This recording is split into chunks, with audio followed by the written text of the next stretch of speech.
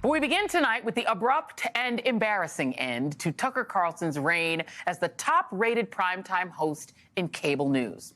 This morning, Fox announced that the two had agreed to part ways and thanked him for his service to the network. That decision apparently came from the very top, Fox Corporation Chairman Rupert Murdoch, according to reporting in the LA Times, whose reporter spoke with people familiar with the situation.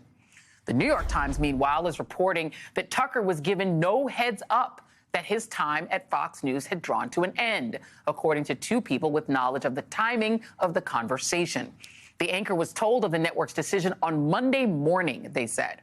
In fact, the Wall Street Journal says Carlson only found out he was being let go about 10 minutes before the network announced his departure, according to people familiar with the matter.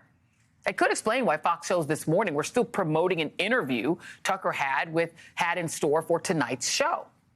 Sources at Fox told the news rundown site Mediaite that the news hit like a bomb inside the network, shocking even staffers close to the ex-primetime host who had no idea this was coming. Many at Fox, sources said, found out about Carlson's ouster when it broke in the news. And here's how Fox viewers learned of the news this morning. We have some news from within our Fox family. Fox News Media and Tucker Carlson have mutually agreed to part ways. Tucker's last show was this past Friday. And starting tonight, Fox News Tonight will air live at 8 p.m. Eastern. It will be an interim show with rotating Fox News personalities until a new host is named. We want to thank Tucker Carlson for his service to the network as a host and prior to that as a long-term contributor. So, no grand send-off for Tuckums. No final show for him to sign off with his viewers. It's almost hard to believe that just months ago, Tucker wielded so much power, Kevin McCarthy traded him 40,000 hours of exclusive January 6th footage in his hostage deal to become Speaker. Yet today, Tucker has officially achieved something that I don't think anyone else in our industry can claim: being let go by all three major cable news networks. MSNBC, yes, he used to work here. CNN, after Jon Stewart humiliated him live on air, and now Fox. But Tucker has also achieved something else. He arguably has done more on cable television to spread the gospel of hate, fear, and paranoia than anyone since radio propagandist Father Coughlin in the Nazi era of the 1930s. Here's just a sample of the content that arguably radicalized millions and millions of Americans. The left becomes unhinged if you point out that American voters are being replaced by Democratic Party loyalists from other countries. White supremacy, that's the problem. This is a hoax.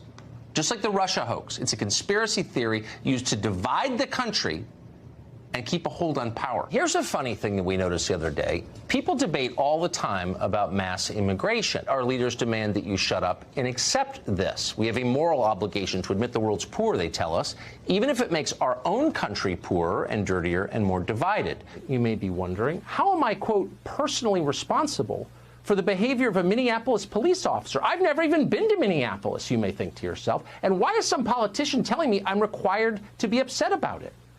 Those are all good questions. So it's not an actual threat of violence from Christians that's inspiring some trans people to buy AR-15s. No, it's got to be more fundamental than that. And it is.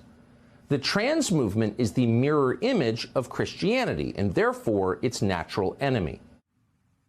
Along the way, he became the Kremlin's favorite TV show.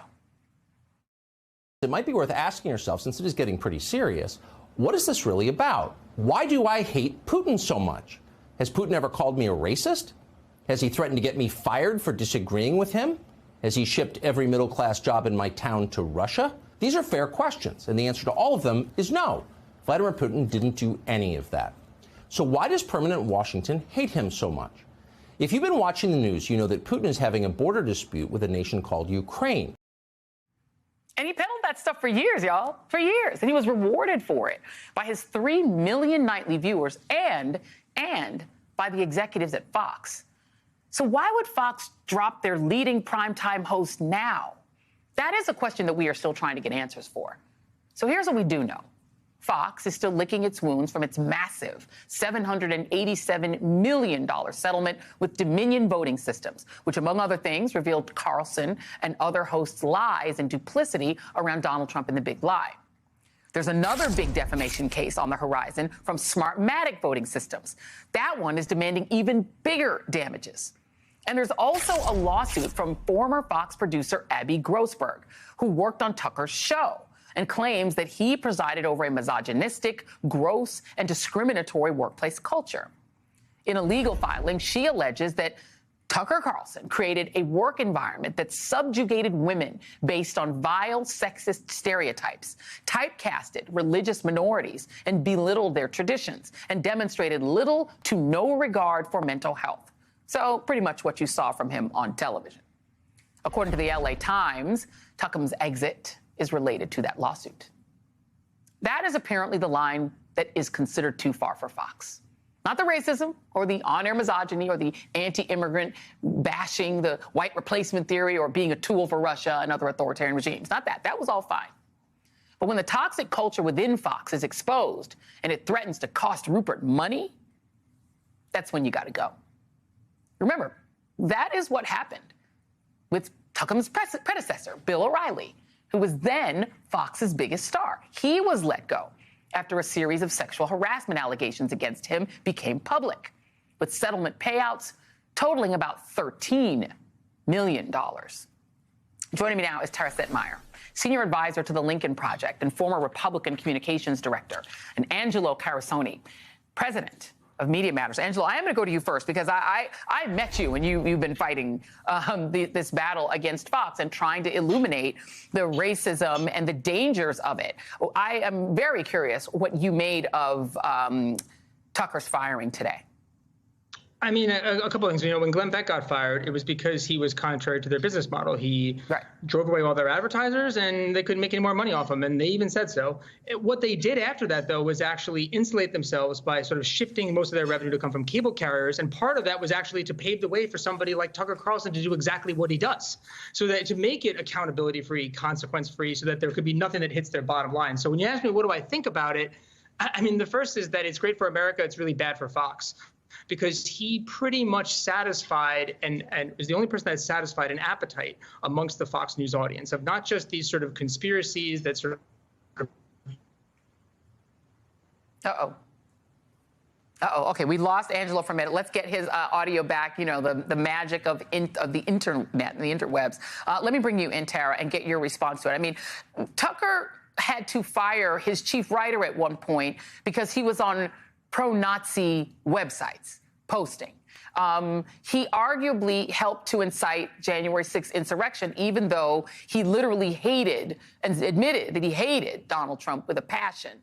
He himself admitted he's a liar. Here's Tucker Carlson calling himself a liar. I lie. If I'm really cornered or something, I lie. I really try not to. I try never to lie on TV. I just don't, I don't like lying. I certainly do it, out of weakness or whatever. And one more item. This is a quote from what Fox's lawyers said in a previous lawsuit Tucker was involved in. Quote, the general tenor of the show should then inform a viewer that Carlson is not stating actual facts about the topics he discusses and is instead engaging in exaggeration and non-literal commentary. Fox persuasively argues that given Mr. Carlson's reputation, any reasonable viewer arrives with an appropriate amount of skepticism about the statements he makes, except they don't. They don't. He arguably has radicalized millions of people to believe what he says and maybe act on it. Your thoughts?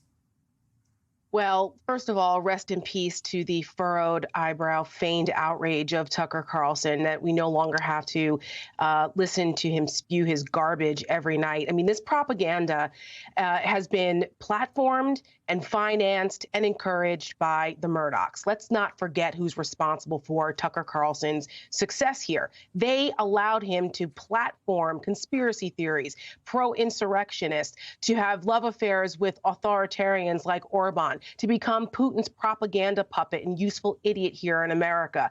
I mean, this is on Rupert Murdoch and what Fox News has allowed for the last 20 years, but in particular over the last 10 years or so and under the Trump era, where they have glorified this. I mean, what Tucker Carlson has done to undermine our democracy and institutions through this enormous platform that he's been given and this right-wing media ecosystem is rather extraordinary. But it poses a direct threat to our democracy. And you can see the through line to the distrust in institutions, to see the radicalization of the Republican Party directly from what Fox News and Tucker or the rest of them in prime time have allowed and have spewed, and what we see now. This is completely out of control. And you can see by the reaction also of the MAGA faithful out there, they are losing it. They are apoplectic over this because their guy is now no longer the #1 cable news propagandist out there in the country. They are having a meltdown. So what does that mean for Fox? That's another interesting aspect to all of these things. But you know, it was shocking, obviously, to all of us to see Fox News take this step. It was like right out of the pages of a Succession episode. Yeah. But this doesn't mean that Fox is going to course correct, are they? Because there's a whole hell of a lot of other people at Fox that need to go also if they're actually going to try and clean house here from the top down. It's rotten from the very core here. And let's not forget who's responsible. It's Rupert Murdoch and his minions.